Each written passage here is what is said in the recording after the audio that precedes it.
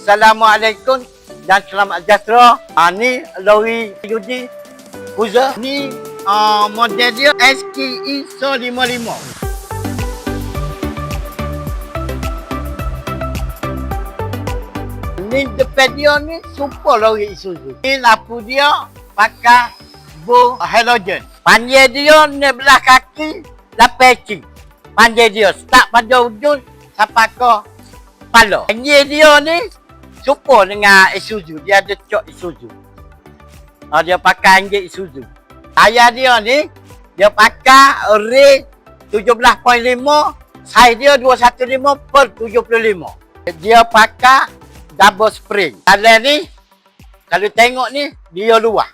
Dia ada radio, ada aircon. Untuk dia lagu ni. Dalam ni steering dia macam ni. Seat dia gear manual. Nak tengok, nak beli bogey Yudi Truck di Padang Kala. Lepas tu boleh call saya, call Mr. Sen, call office.